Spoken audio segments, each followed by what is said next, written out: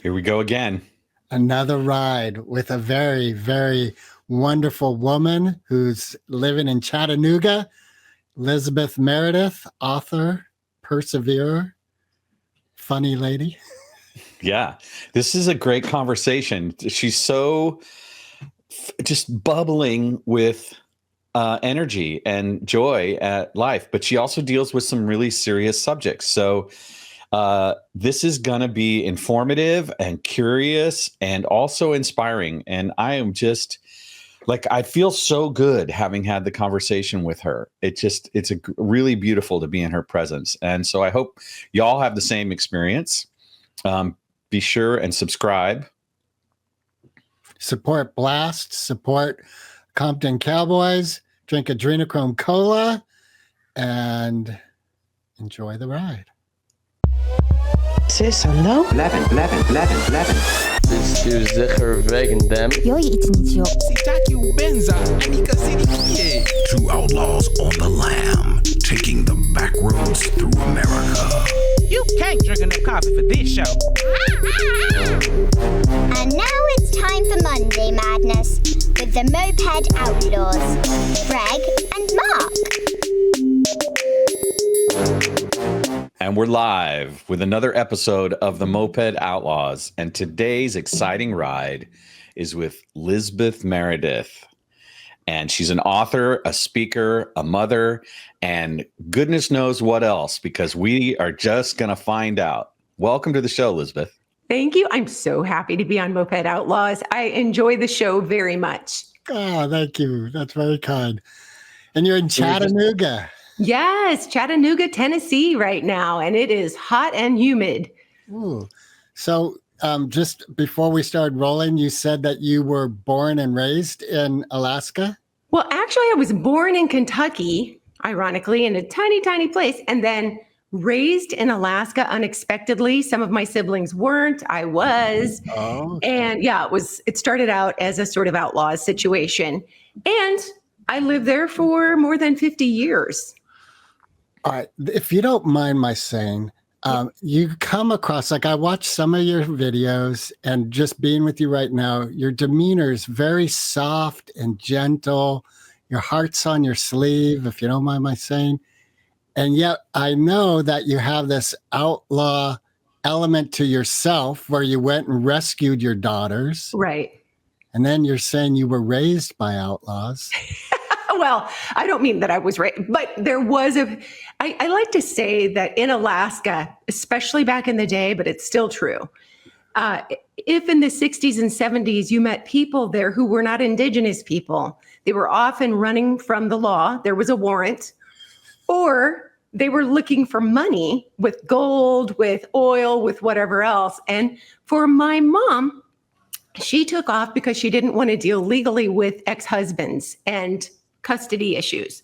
So she kind of picked the kids that she could tolerate, she thought, which actually was not true, but she picked some of us and took off for Alaska. And then kind of eventually, one by one, she offloaded us a little bit. And I think she had her own struggle, so I don't mean to be mean to her. But yeah, parenting might not have been her favorite thing. So it sounds like there's a distinction between pioneer and outlaw. Yeah.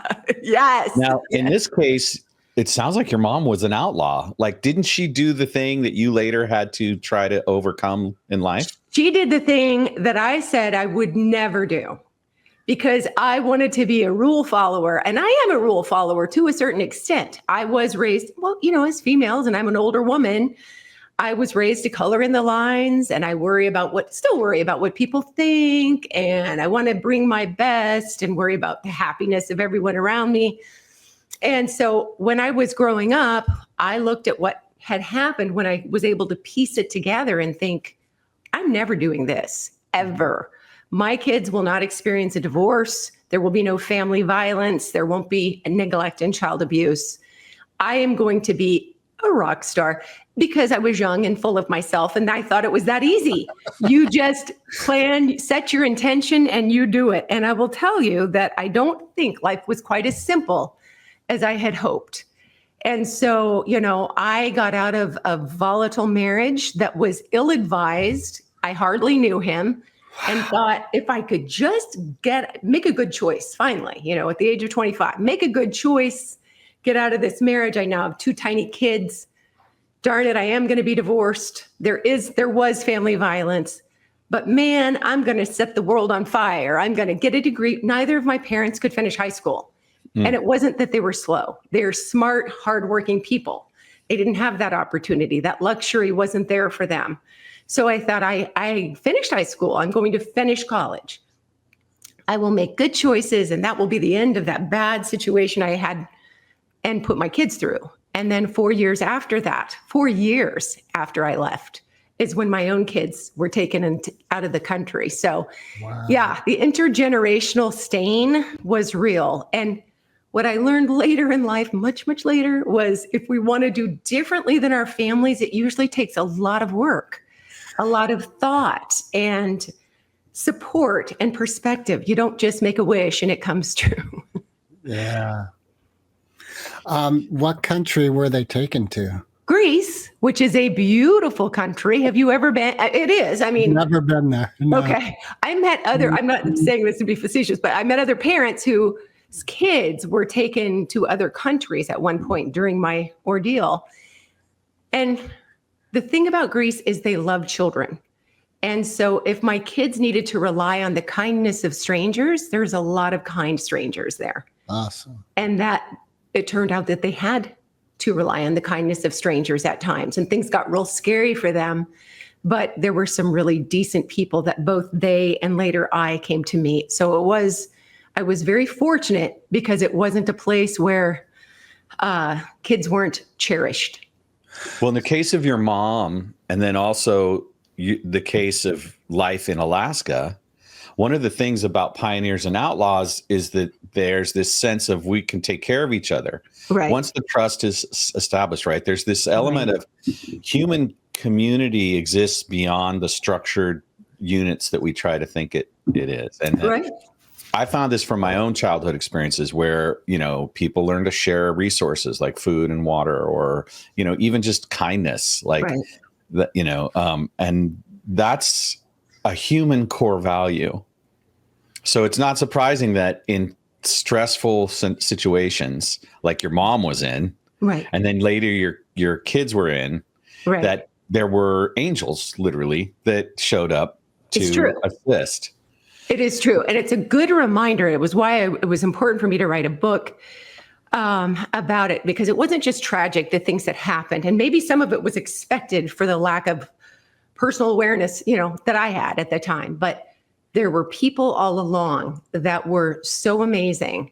And there were people that weren't. Trust. I mean, there were people in the system and people trying to take advantage and do terrible things. But there were more people that were good, and people who had no skin in the game, who had nothing to benefit themselves, who said, what can I do? And let me see what I can do, because this should have never happened. And I don't know, it was pre-internet for the common person, and people didn't just shout at each other and disappear. We didn't pod up, The senators, Alaska is typically a red state, and I'm bringing that up, not that I'm terribly, well, I'd be lying if I said I didn't care about politics, but I, didn't align necessarily voting wise with the people I relied on to help me. And I never had to worry about that because they were amazing. Mostly. There was an exception, and I was kind enough to bring that up in the book. But, most of them were amazing. They didn't say, well, how did you vote? Let me check out your social media and your tweets. I'll see if you're worthy to help. No, it was a different world. And I'm so excited to think that maybe we could go back to some of that again. Well, we should just mention at this point that the book, I think, if we're talking about, is Pieces of Me. Is that the correct book? Yeah. Yes. And when did you write that? 2016, it was published, but I began the bones of it when I was barely 31 years old. So my kids were taken when I was 29, back when I was 31, and I started writing what I was sure would be a 6-month project. And 2 decades later, yay, I finished. That's awesome. All right. Congratulations. Thank you. Yeah. So without retelling the whole book, right? Because we want people to go actually read the book. Right. What was like the moment when you realized that you had to go outlaw and go get those kids. That was the worst. And hold on one second. What did you say, Greg? Also, and I'll answer both. Did the butler really do it? Did who really do it? The butler. No. The butler didn't really do it. Right, But we're not giving away the ending. yeah, the butler did not do it. But I will say, had I known that things would turn out the way they would, I'm not sure I would have had the courage, Mark, to answer your question. If someone had said to me, you're going to have to go break laws, rule follower. I mean, I don't even get in the grocery line with, if it says 10 items, literally, I am counting my items. I don't push it. Speed limit within 5 miles, So I don't know that I would have had the courage, but I had so much help and support, and I need $10 an hour. It's a $100,000 problem. So I, went a first time and failed to get my kids. It was awful. Was there for weeks, and then came back home. Now, mind you, 29 years old, hadn't done a lot of traveling, scared to fly, really scared to get on an airplane. And I was by myself and didn't have family at that point to help at all. So, I come back having failed, but I worked at a great place, a domestic abuse center, survivor center. And we also helped with offenders learn new behaviors at the time with the batterers intervention program. So I worked in a very supportive environment. That was so much for me. And it wasn't until in the middle of that, toward the end of that second trip, I'd gone through court hearings. A couple of lawyers who are family friends and amazing heroes to me helped, came over. One came over to Greece twice on his dime. Certainly I'm not on $10 an hour. I didn't even qualify for credit cards. I did not when my kids were taken. So he came over twice and we participated in court hearings. And it went so beautifully that nobody would have thought that things could go the other direction. It was so smooth, so fabulous. And by then I had a lot of local Greek friends who came to watch, and they said, hey, you got this. I mean, you and your kids will be leaving soon. What I didn't realize was that my husband was married had retained an attorney who was married to the presiding judge. Oh, wow. No idea. And that sounds like something a developing nation might happen, but it happens in our country too. I just want to say this kind of stuff still happens in our states. Wow. So I didn't know that. And I had every hope of doing everything right. I really did strive, and it is so annoying. But I always strive to be the best survivor I could be, and not be the one that people get mad at because they keep going back to their abuser or whatever. I was like, no, I got this. I don't need child support. I don't need this. I don't need that. I'll get off public assistance. Boom. And then the court ruled against me. Wow. And that was in Greece? Yes, this was in Greece. So it took weeks for that to happen. My attorney, everyone had to scatter, and I'm still in a hotel room with my kids, and we're out of money. And so I started literally eating their leftovers after breakfast when they would have the free continental breakfast, because I couldn't afford a restaurant meal for all of us later. And then we got the ruling that the court said, sorry about what happened, but they've been here 2 years.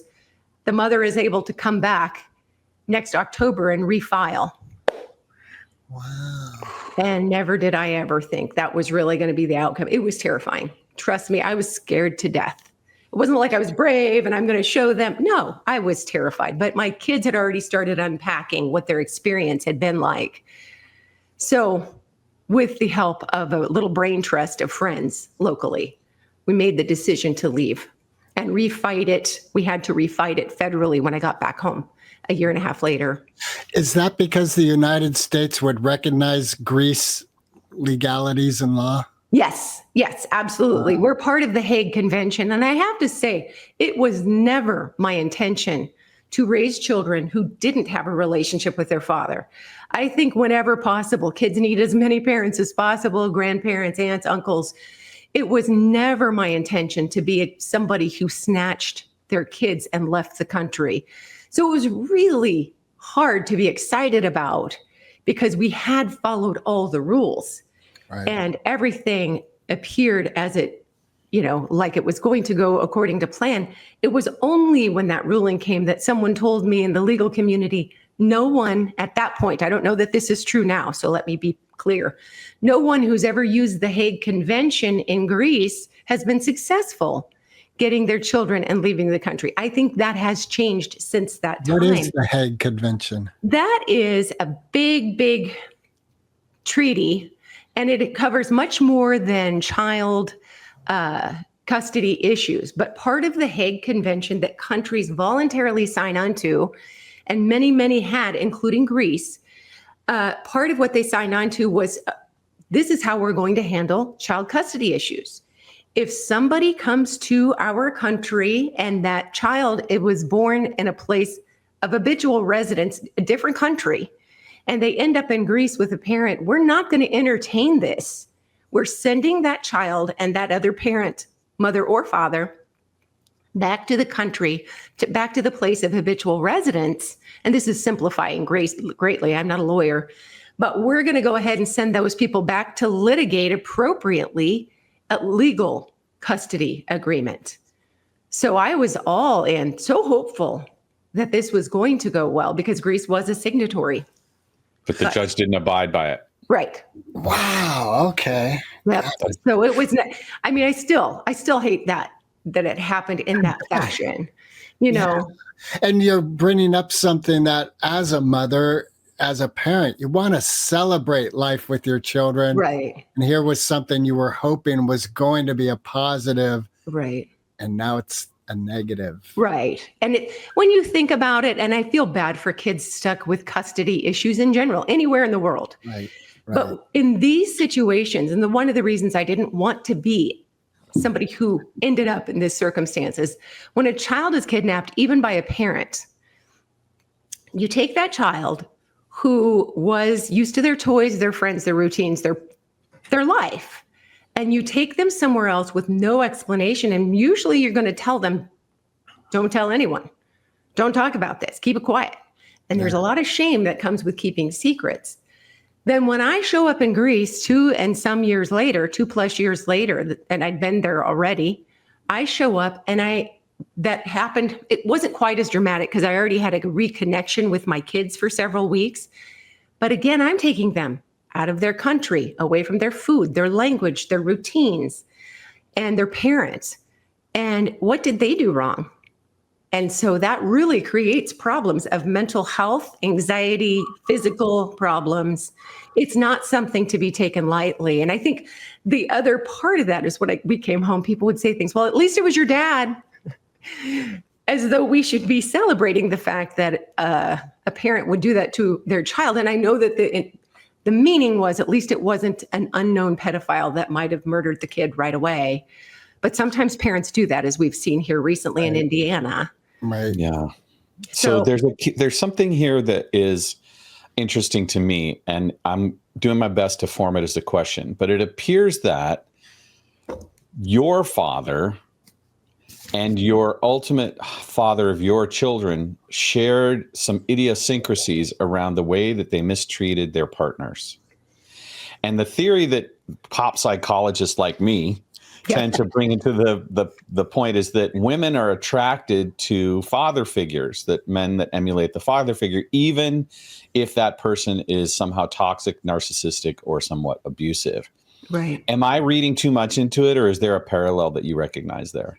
I think, and it is an interesting question, because I do feel like, and I think it was a different pop psychologist person who said, something like we're attracted to our most difficult parent in a partner sometimes if we're not careful. And I do think that can be true. The interesting thing is, and I do talk about this a little bit more in my book, I love my dad. I met him late in life with an attorney. My dad, I had heard horrible stories about what he had done to my mom, and I truly didn't believe most of them because she had lied about so many other things. And then I felt guilty because the first thing he wanted me to be square about was he did some terrible things for which he had great regret.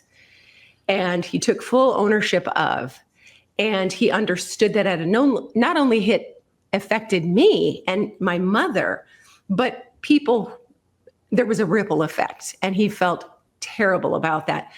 I will tell you, when I met my husband, he reminded me more of my mother.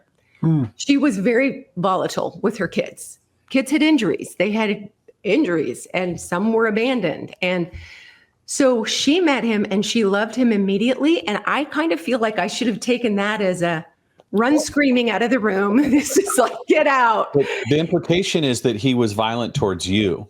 Your husband was violent towards you. And that's true, right? Yes, but that only came toward the end. There was a whole history that I wasn't recognizing as a young, untrained person. I think sometimes when we watch true crime, and I do watch true crime, and I've helped make documentaries and stuff like that. And have worked a lot with survivors. I will say we often focus on, in domestic violence, the actual physical violence. And I think that's not really what we need to be looking at. It is a host of controlling behaviors that are purposeful and isolate the victim, if it be it husband, wife, whatever, could happen in straight relationships, gay relationships, it doesn't matter.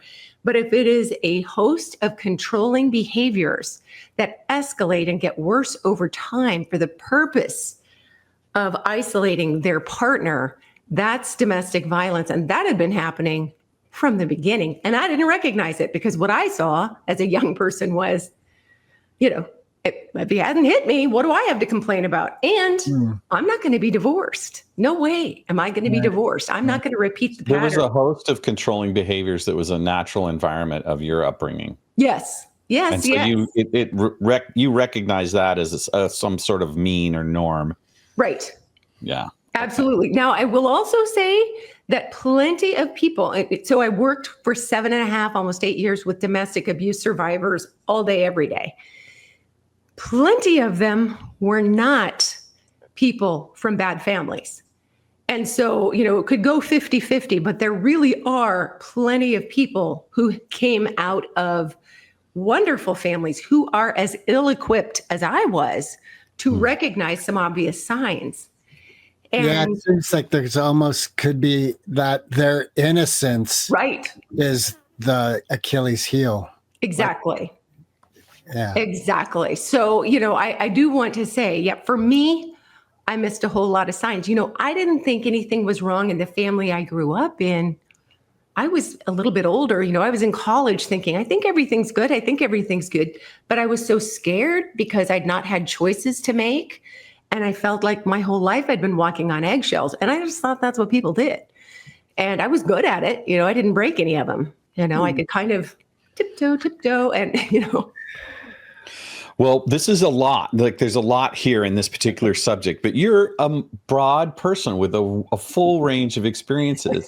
Yes. And you've written more than one book. Yes. So I'd like to encourage people to read this story of triumph against adversity and the warriorship of our guest to go and reclaim her relationship with her children. Find out more about that, get the book. But also, let's talk a little bit about Tilka Faces the Odds. Did you read it by chance?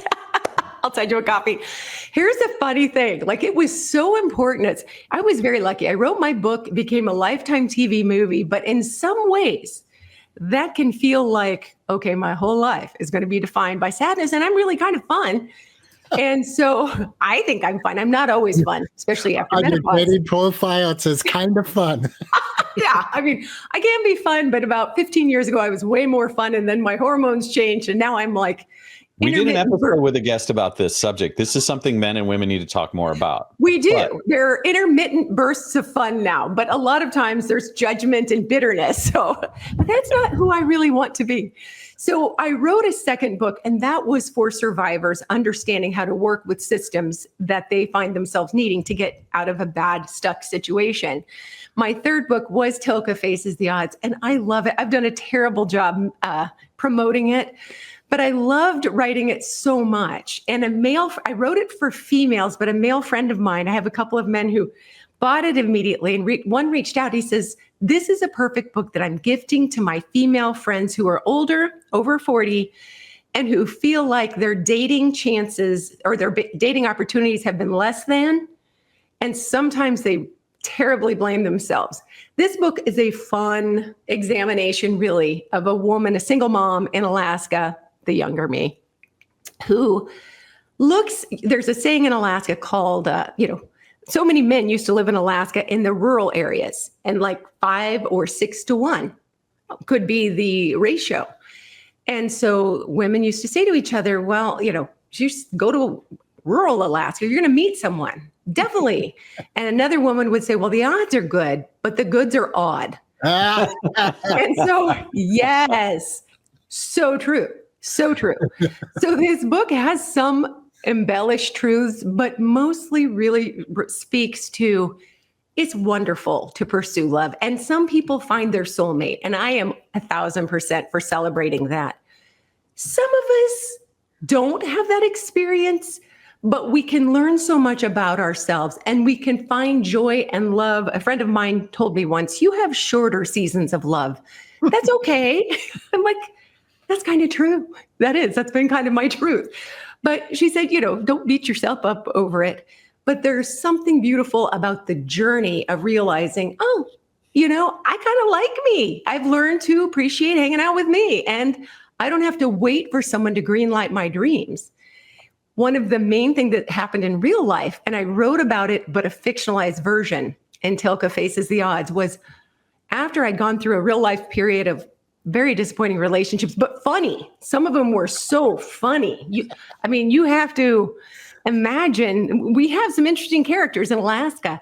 So I thought, I'll never be able to travel. I am older. I'm in my 40s. My kids are grown. I'm not rich. I'm not coupled.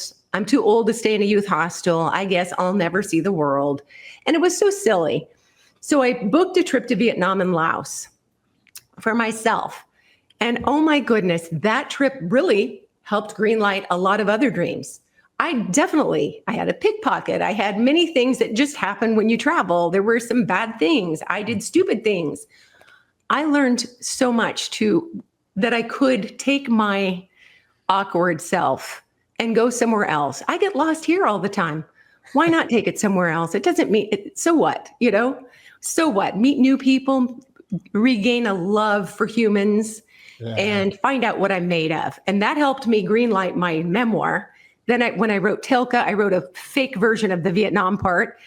Now I am getting together a solo women travel anthology for women over 40 who've used solo travel to increase their resilience, because everyone, heals differently, but that can be a beautiful thing to find yourself on the list of your priorities instead of always, what do my kids need? What does my husband need? What does my job need? At some point, taking moments to say, wait, what do I want? Do I want to eat at a restaurant? Do I want to see this particular tour? Which country do I want to go to? I don't have to ask anyone if I go alone. So what did you want in Chattanooga? So how did I end here? What did you want? I wanted to not be in Alaska. I love Alaska. I love it. But this is important for me. Like when I was little, I didn't know that I was from Kentucky when I was real tiny. And I felt like, wait, this does not feel, I feel like I don't belong. I don't belong. What is happening? And later I learned what had happened. I always wanted to choose a place before while I still had my original teeth and hips.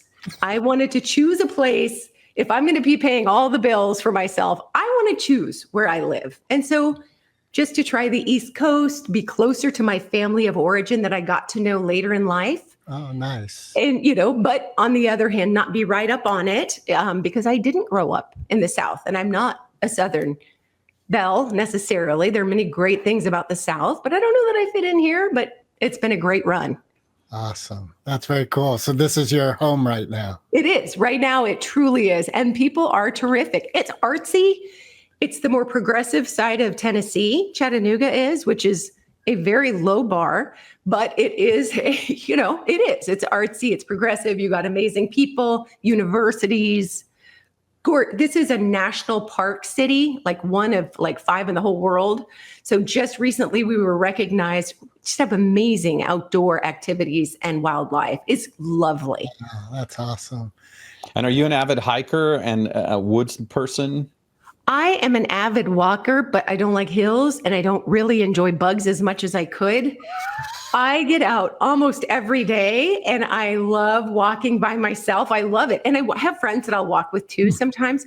But when it comes to like mountains and things, if I can avoid that, I did one time do a 26-mile hike in Alaska in the mountains with friends, though. Crow Pass, which was rugged, but that was a one and done. That was a lot. You're not thinking of Machu Picchu? No. Okay. No, I am clumsy. I get lost. It is important to just factor that in everywhere I go. Like I have to have a plan B for when I'm wondering, this just hit me. This is a silly question, but what is your woo-woo factor? Like this ethereal God, spirit element of life. How's that? What are my faith beliefs? Not so much your like faith by the book, your blood and bone faith. Yeah. For a while, and it's a great question because I feel like that has helped with resilience for me a lot.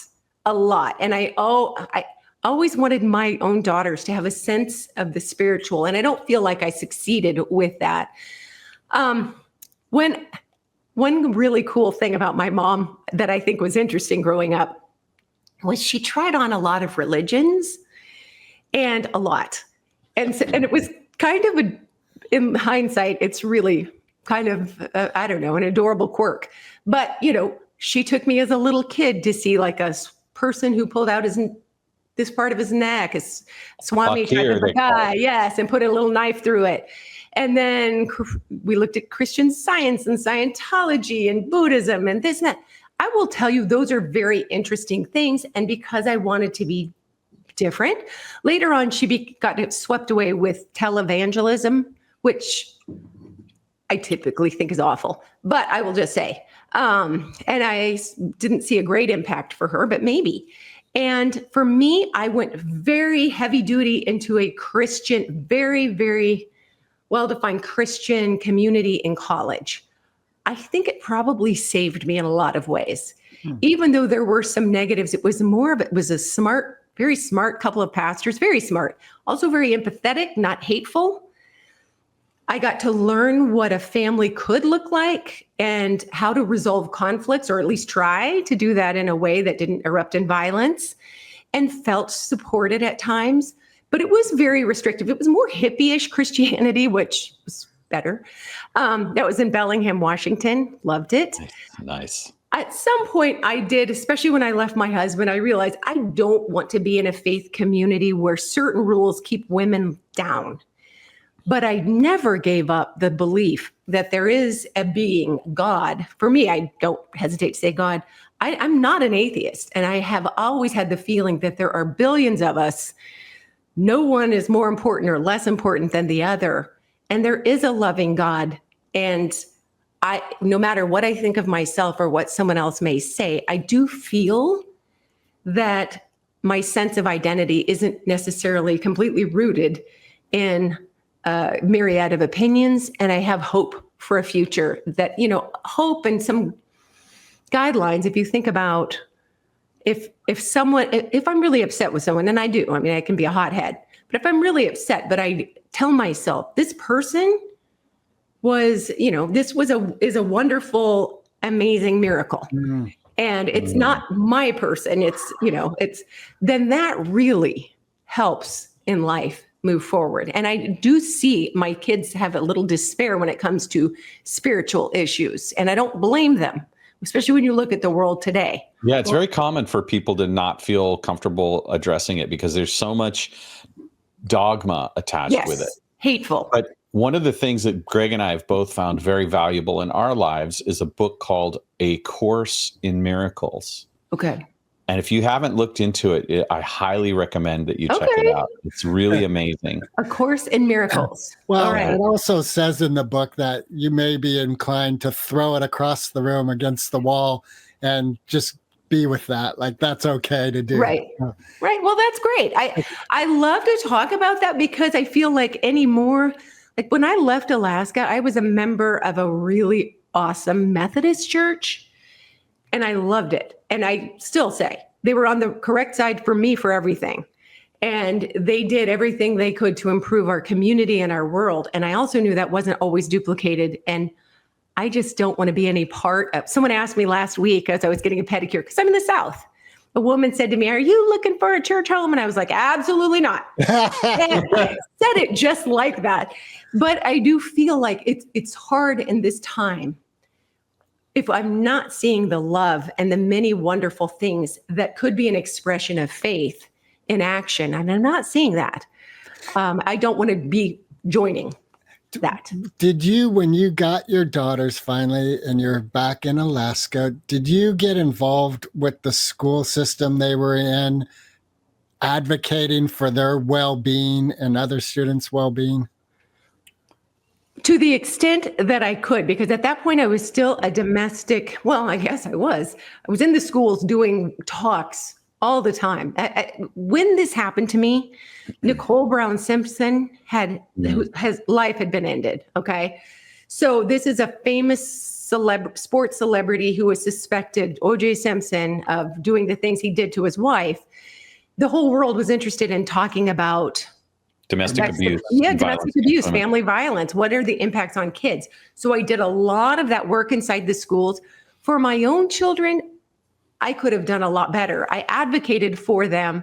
But remember, I was gone from work for 3.5 months, my second trip. We were on the verge of complete bankruptcy. And I also felt like I can't ask people for any more assistance. I can't, because they have done so much. So I tried to advocate for my kids in school and took them to therapy, but everything was like a little parenting checklist. The thing I did wrong with my own kids, I treated them as my generation had been raised, which is, look, you're back from this horrible situation. Look at all these people who helped. My gosh, you could practically, it'd be great if you, and I didn't say this, I'm being facetious here, but you should invent the cure to AIDS, because, so many people have helped and hoped for you. It's a lot of pressure to put on them. Oh my goodness. And you know what? We've got counseling for you. We've got sports. We got all the things. You're done. Like, right? You better be a brain surgeon. That's right. And I literally felt like that's what should happen. We've got to keep this together. And, they did both graduate eventually from college, but that is not sustainable. When they started acting out as teenagers, I took it personally. I took it like it was a personal affront. I think I truly believed, like a lot of parents get mixed up in, especially parents who want to achieve, that my kids were supposed to be a reflection of me. Yeah. And that if they did stuff that I didn't agree with, it would be like, I failed. And it was disgusting. I damaged them. Thank you. Because for all my life, someone, especially my kids are doing well. I have 3.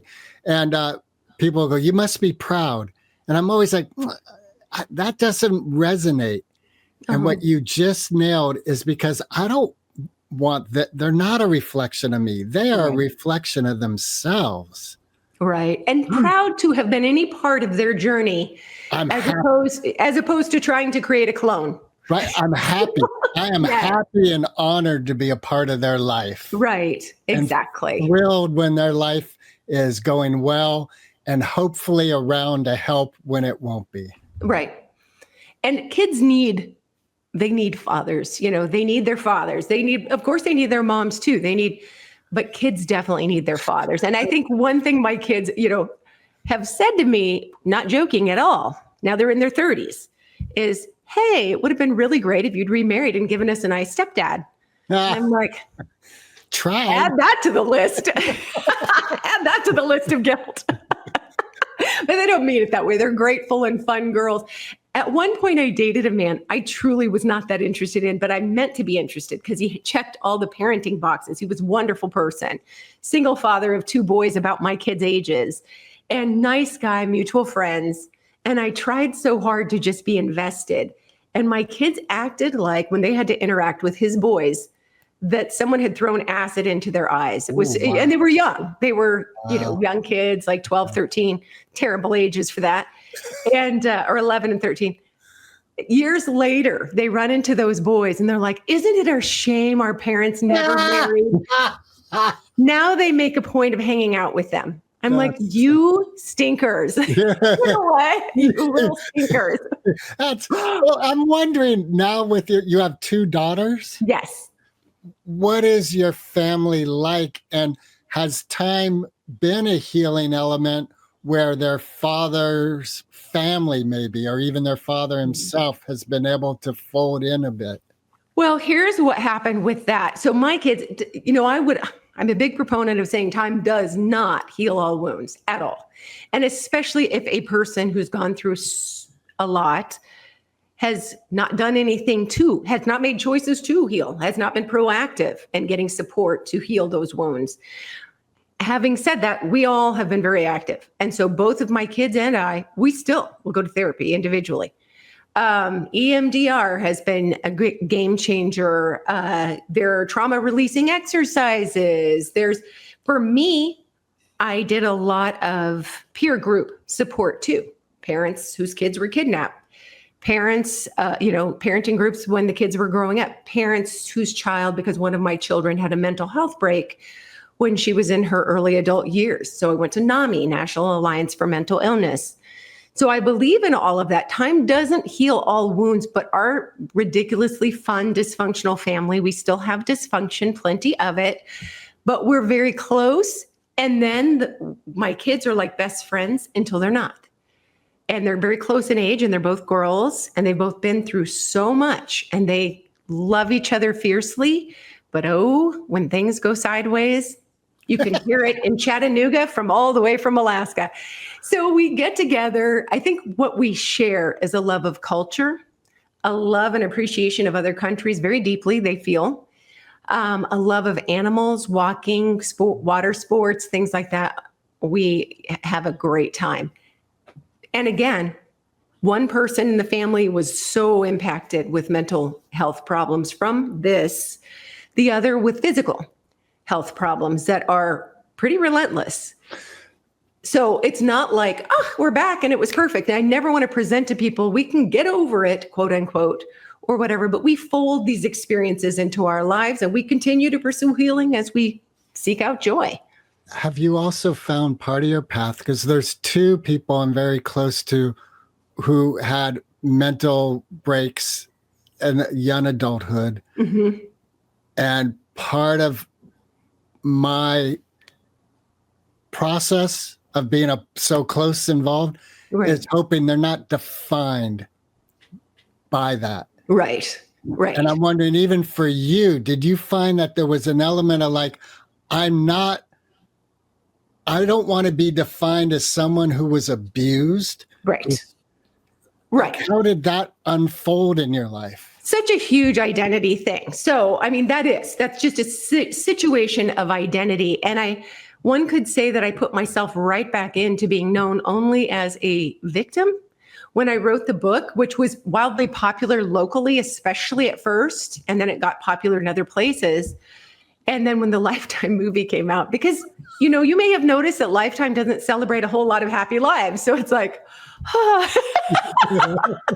I loved it. I loved the Canadian company who produced it. I loved they did a great job. I am grateful. I don't want to sound ungrateful, but it is important to not be defined. And I will say my children are doing their own things and everyone has their own way of dealing with hurt and healing and moving forward.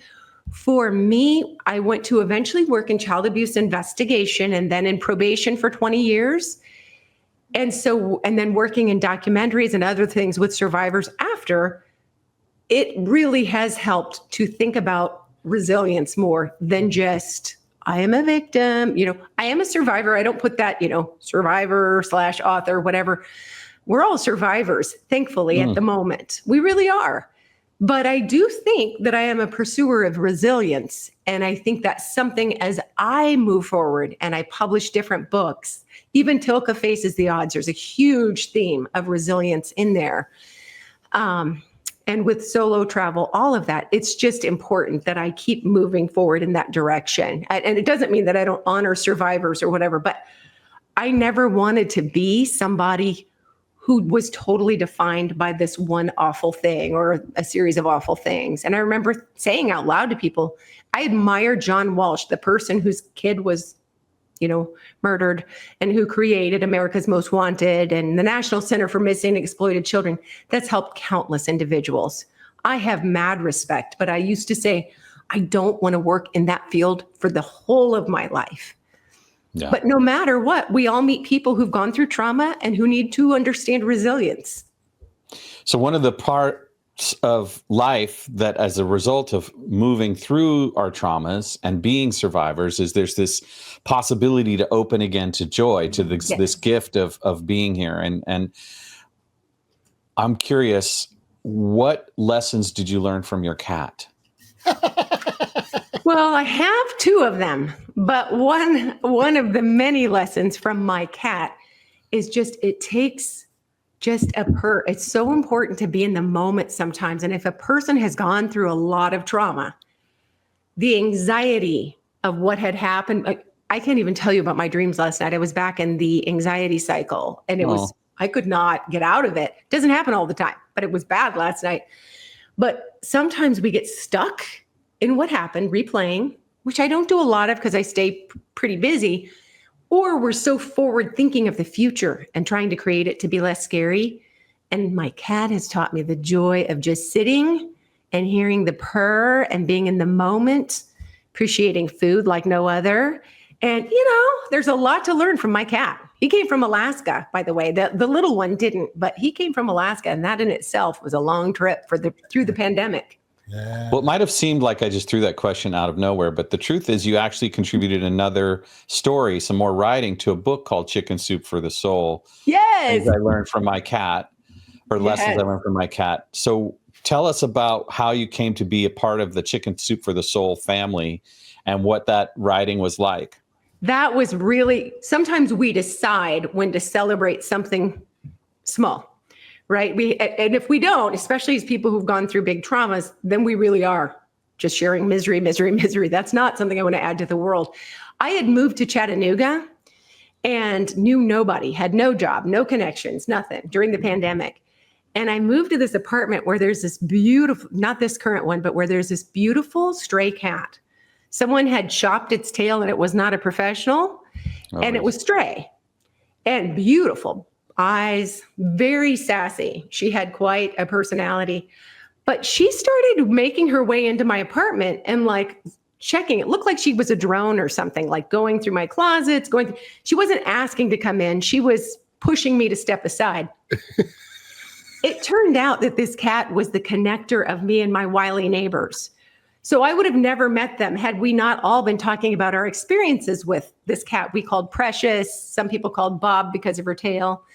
And so my wildly conspiracy theory neighbor, my flower child, older neighbor than myself, my single dad neighbor, we would hover around this cat and talk about, hey, does she need to go to the vet? Do you need money for that? Who's going to take her? Blah, blah, blah. She was a unifier.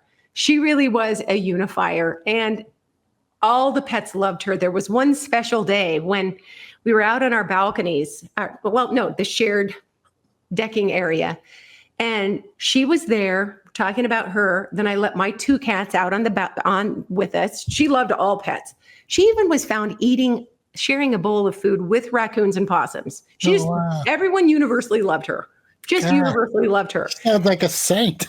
So she was. And so my neighbor came out with his daughters, his rabbit, his dog, and two cats. And then my other neighbors with their dogs, all surrounding her, was just talking and talking. And that's when I thought, she has turned us into a family. Wow. We have not much in common otherwise, but we are fiercely connected. Wow. So is that the story that ended up in the book? And how did you come to actually be part of that book series? I saw that Chicken Soup for the Soul was looking for anthology submissions, just like I am looking now. They're much better at it than I am. Please write me, solo women travelers, if you're interested. But anyway, they're really, they're a big deal. They've been doing this for a long time. I saw a call for entries and I thought, we've got to honor this cat because she really made my living experience totally different. I'd had no friends. It's hard to make friends when you move and you're old. I don't have children with me. I didn't have a job then. I'm an instructor now to college. But, I'd had no friends were it not for this cat. You moved during COVID too? Yep. So you had that kind of going on as well. Yes. Toward the tail end of it, But yes, it was during COVID. You couldn't bring stuff from Alaska to Chattanooga. Canada said no thank you to us driving through at the time, smart people. And so I had to get rid of everything. A lifetime of stuff went away. And that was awesome. I would have never gotten rid of my stuff. And I'm so grateful. So grateful. So if people have something to contribute to your compendium of stories, what's the best way to get in touch with you? Oh, thank you for asking. On my website, there is a contact button, or it could be Lizbeth at persistenceulizbeth.com. That would be amazing, because I really am looking. I love men too and men's stories, but this is really for older women who after 40 or thereabouts, could be flexible, found that a solo travel trip helped increase their resilience. Even if the trip was a disaster, it didn't have to be international. Just want to assemble these stories because it really can be transformational. We'll be sure to put up the website on the show notes and how to get a hold of you. And it's been a really fun ride. I have loved meeting you, Mark and Greg. I have loved this conversation. Thank you for making it so much fun. We have one other question that we like to ask, unless Greg's got a hot button. No? Okay, great. So here it is. Okay. And we take it really seriously. So this is it's the hardest question you're going to get asked all week. M&M or Foo Fighters? What did you say? M&M or Foo Fighters? M&M. My daughter and I had this horrible falling out over M&M, but yes, I do admire a lot about him. And he was we're not feuding now, but she was so mad at me.